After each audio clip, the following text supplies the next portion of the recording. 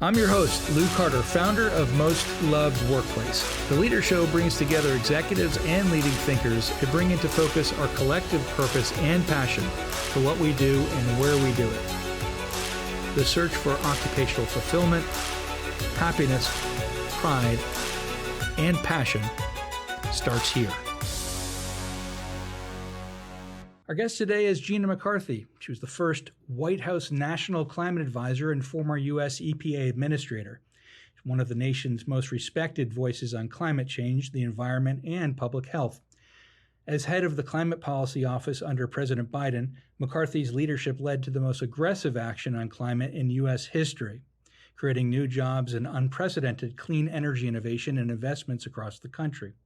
Her commitment to bold actions across the Biden administration, supported by the climate and clean energy provisions in the bipartisan infrastructure law and the Inflation Reduction Act, restored U.S. climate leadership on a global stage and put a new U.S. national target to cut greenhouse gas emissions by 52% below 2005 levels by 2030 within reach. Gina, it's great to have you today in the Leader Show. Welcome. Thanks, Lou. It's great to be here with you. We're going to learn so much today about the things you're doing, which is just awesome. I mean, how you're bringing the new generation into new climate change issues, new environmental issues with your work with Bloomberg at Tufts and the COP28, things that people should know about, because this is the new generation of innovation, of technology, of where we're going when it comes to environmental and climate change issues. So Gina, welcome to this. It's awesome to have on the Leader Show. Can't wait to dig in and hear more about all of your cool new stuff you're doing today. Thanks, Lou. It's great to be considered a leader, especially in your podcast. I know you speak with a lot of really great people, so I'm really excited and honored to be here. Thanks. Well, it's a treat to have you here today with your amazing leadership you've done for the country and in the Biden administration. And what a great, amazing work, bipartisan infrastructure law and Inflation Reduction Act, what you're doing now. I mean, you're really at the forefront of what this country ought to be doing to help with so many important economic and social issues. So let's dive in. I'm going to let you kind of bring us to it. What are you focused on these days, Gina? I mean, besides everything else that you have in your life, you're doing amazing things, and I don't know how you keep it all together. It's amazing. So, tell me what you're focused on. Well, I'm not sure I do keep it together, but I'm busy. Let's just put it that way. Look, Lou, I've been I was in government since forever, like decades and decades, and I could say decades more. And, it's been an interesting journey leaving the White House and government just about a year ago. And now trying to figure out what's my mission. And frankly, I've always done environmental work. I started out at the local level. I went and then worked for 5 governors, actually 6, and a couple of presidents. Most recent it being President Biden. And all that time, my main goal was, to address the environmental challenges we were facing, because I have a real affinity to focusing on health and the impacts associated with air pollution and other challenges we have environmentally. And then the issue of climate change began to be very prominent. And so that's been the issue. I think that is the existential challenge of our time right now. It's not that I'm taking away from my attention to the larger environmental issues, but it's hugely important for us to think about climate change, not just a planetary problem, but as a people problem. A people problem, a resource, a natural resource challenge. And so when I left, I decided I was going to do a bunch of different things and see what I could do to make a difference. One of the things I'm doing is working at Tufts University. Now, Tufts is where I got my Master of Science. I was excited to go back there. They have a Fletcher School, which is an international diplomacy school. So there I'm working with folks in the climate policy office and other venues to actually see how we could work much more effectively internationally to develop plans that are meaningful for climate action in the countries that are developing those plans, not the US deciding what's best for everybody, but focusing on that and how we can sort of engage, especially the countries in the global South, which really have been feeling the impacts that we created for decades because we were the ones that generated the carbon emissions that are now impacting the planet. And they're looking for ways of having us step up. And that's one of the ways of doing that. But Lou, as we talked about before, I'm also looking at private sector investment. Look, the issue of climate change is global, and it requires significant investment to make that transition away from our dependence on fossil fuel, which is both contributing to climate change and to the pollution that is challenging like 90% of the world that lives with dirty air. So we're working on a number of efforts internationally to try to address that. I'm working with private sector companies like TPG, which is a very large company that's focused on looking at the carbon credit market, legitimizing it, making it an opportunity to reduce the cost of investments in countries that need investment the most. And I'm working for a company called Pegasus. Pegasus Capital Advisors is a smaller company, but they are very focused on the global South. They are very focused on the Green Climate Fund, working with the UN, finding ways of managing food systems and water systems in countries like India. In fact, I'm co-chairing a group between the US and India of what we call Track 2 discussions, which basically are folks that had leadership positions in governments, both in India and the US, and now are no longer in those positions, but can continue to have an influence, continue to talk about strategies of collaboration and cooperation between the countries, and how we can move both of our countries and, frankly, the rest of the world forward.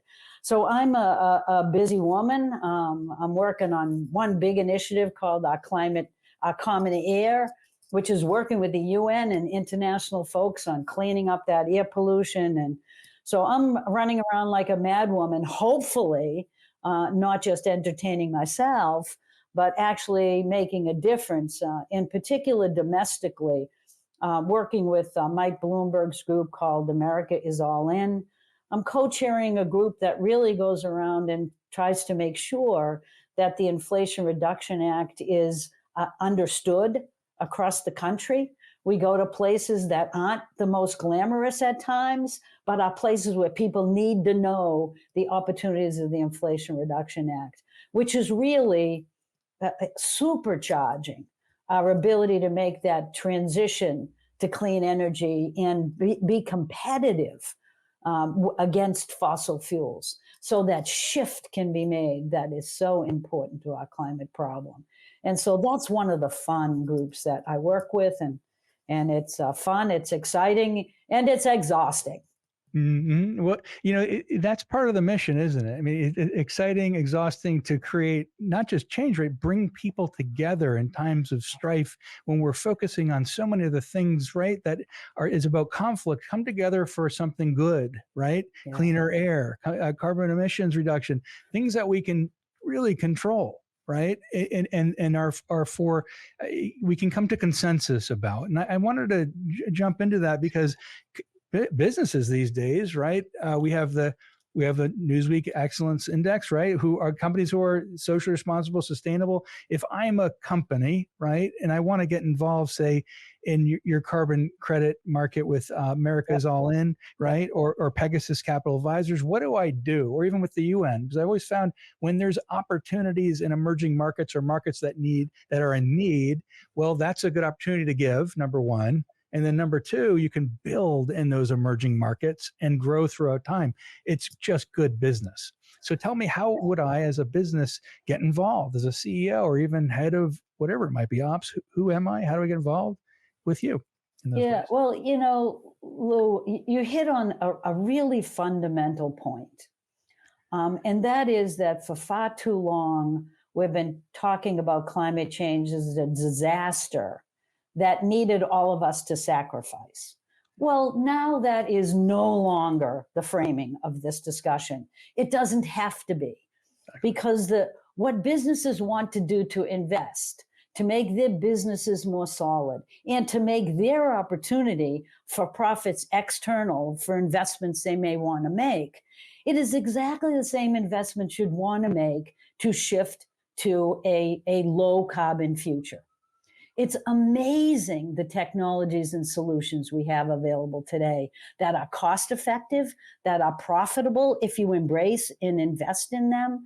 You know, one of the reasons why I returned to government with President Biden and went in the White House was because his framing was one that said, okay, if we need to shift to clean energy to take care of the planet and keep people safe, we can actually do it in a way that makes people money, that lowers costs to families, that grow good paying clean energy jobs, that really attracts investment.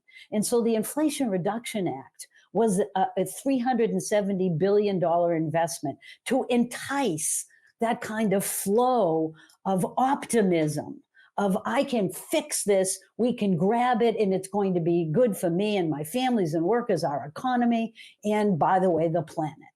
And so that's the framing that we embraced, and what we've seen in just a little over a year with the Inflation Reduction Act, that we've already had $310 billion of investments by the private sector.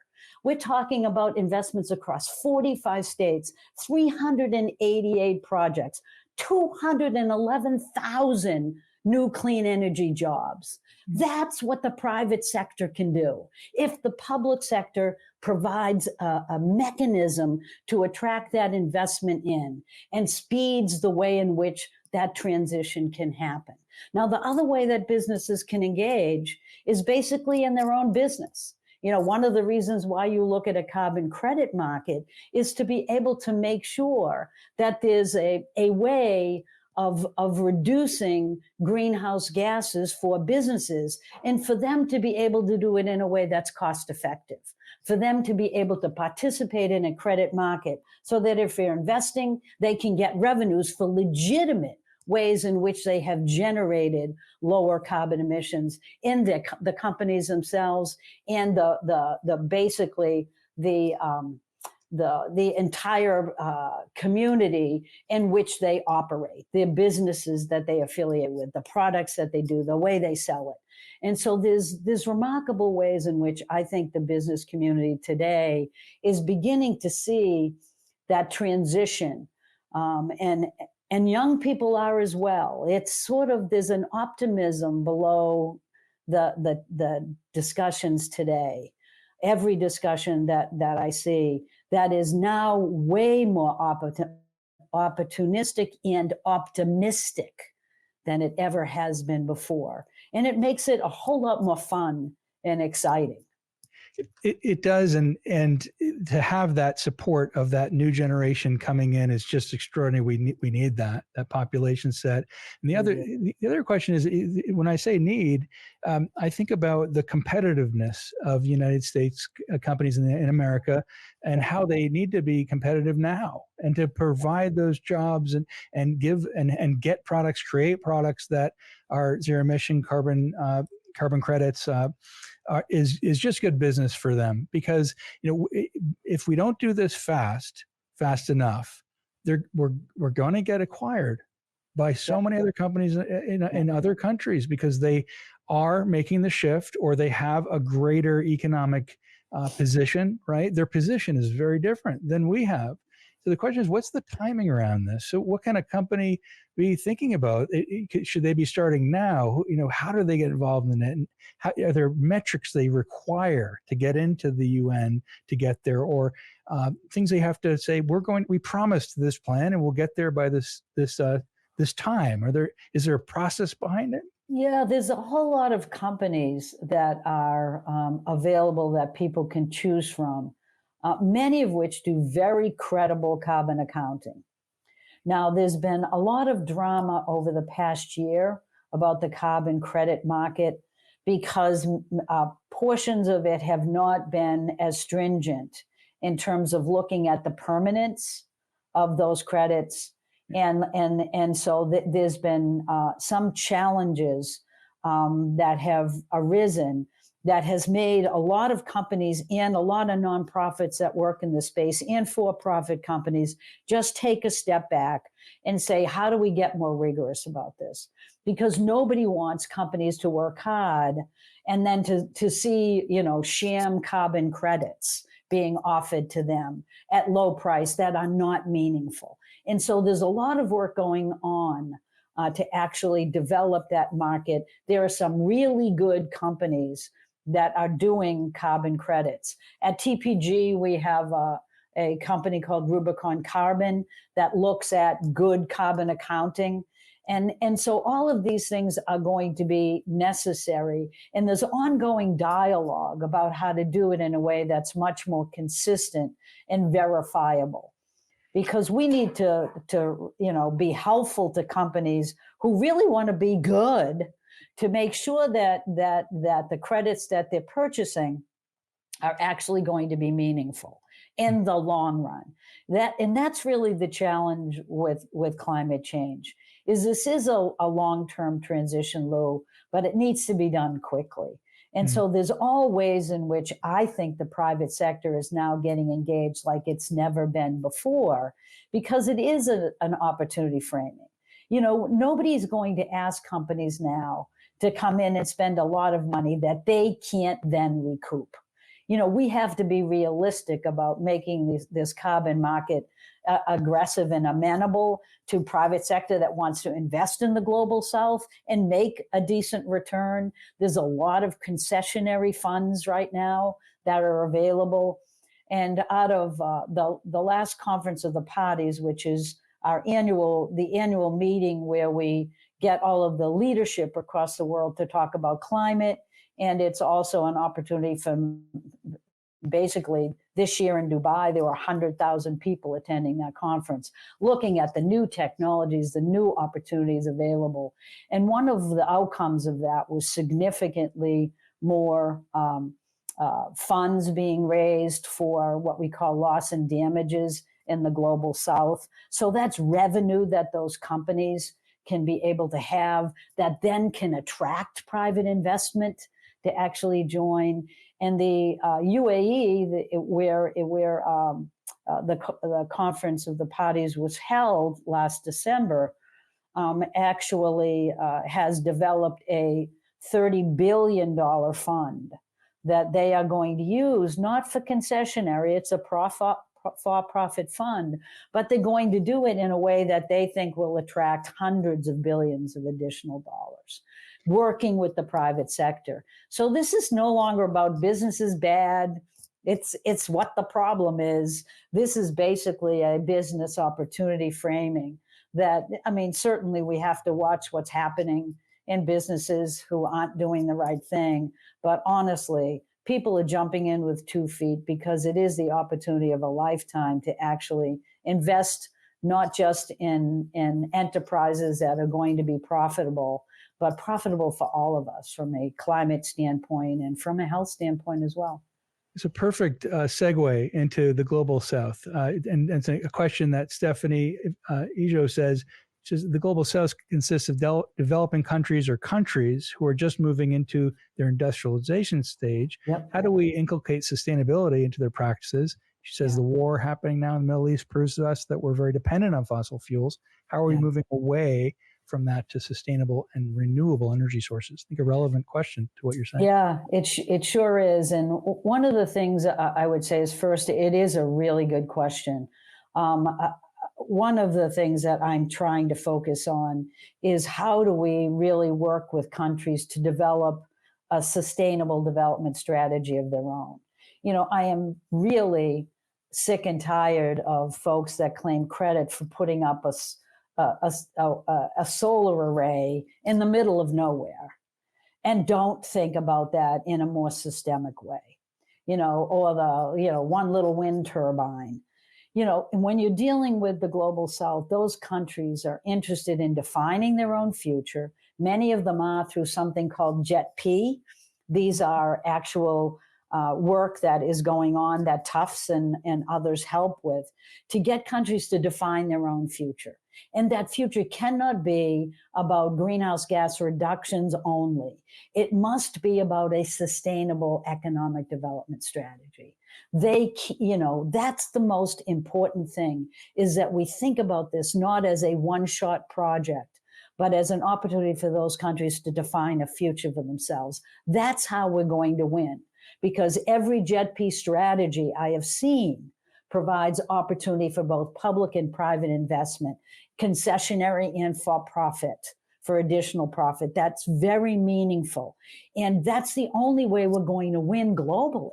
I can't fix climate change in the US with expectations that we have no sort of responsibility to also work with countries that have not yet had a meaningful opportunity to develop appropriately, to develop in a sustainable way. So this is not about single projects. This is about a concerted effort for these countries who have been left behind to get the kind of public and private investment by defining their own sustainable economic development strategy moving forward. That's a great point, is about what do we do to define that sustainable economic strategy in an innovative way, right? And COP28 that you were mentioned before seems like it's a step in that direction. Could you tell us a little more about COP28? Yeah. It seems really exciting. For those who have never attended a COP, I will have to tell you, I went a bit reluctantly because I've been to many, many of them. And most of them really don't deliver much. It's good to get together, hear about things, but they don't. I felt like this COP was very different. It was different because it actually came out with some really significant, opportunities to move forward. I mentioned the UAE $30 billion fund. That's a significant step forward. It actually had hundreds of countries committing to triple global renewable capacity by 2030. That's a big deal. Also to double energy efficiency opportunities across the world. It actually, for the first time, made a statement that wasn't just about we like clean energy, but it was saying that fossil fuels, our fossil fuel dependence, has to be transitioned out. We need to keep pushing that down. That was a big win and a big signal that clean energy can win. But we have to recognize that that fossil fuels and clean energy do not go together. Mm-hmm. We have to start pushing in a direction that actually moves forward with fossil fuel reductions. We now have over $700 million in the loss and damage fund, specifically for the global South. And we had a health day for the first time. Yippee, it was great to have. We talked about oceans. We talked about oceans plastic. We talked about food systems, which are going to be critical in many, many countries. And so it was a good meeting with a lot of concrete outcomes. And it was an opportunity for the first time, I think, to have a lot more subnational level work. Lou, I don't know how you feel about it, but I've been working, in government for a long time. And I have a firm belief that change happens by being optimistic. It happens by generating hope. And we are there now. I heard about the Inflation Reduction Act everywhere I went at COP28, because everybody was saying, okay, you're generating real money and change is happening. Well, we're generating real money in environmental justice communities. We're making sure that equity is a fundamental consideration. It's that same consideration we have to have in other countries who aren't even in the gates yet, never mind out of the block. And we have to, actually meet our obligation to those countries by working hand in hand with them. And it was just really exciting to see momentum again, to see the world feel like it was coming together. Now, are we anywhere near where we need to be, Lou? That's the challenge. You mentioned it earlier. If we cannot accelerate this, we will lose.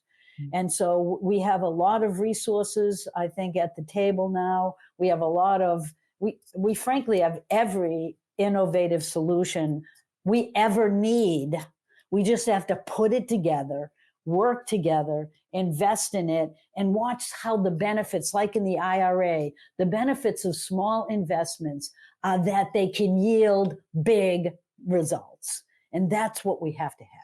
Love it. Gina McCarthy, what a great show with you, learning so much about your work and your innovations. And you're at the forefront of this movement, and your passion, clarity, articulation is so apparent as you are the leader of this movement. To me, I think you have to do a Gina McCarthy presidential campaign next. So this is a wonderful thing. I can see the passion in you and your clarity. It's just wonderful. So Gina McCarthy, thank you so much for joining us today on the Newsweek Leader Show. And all good wishes and hopes for you in all of your wonderful work you do for this country and so many around the globe. Thank you, Lou. Thanks for inviting me. What a great show.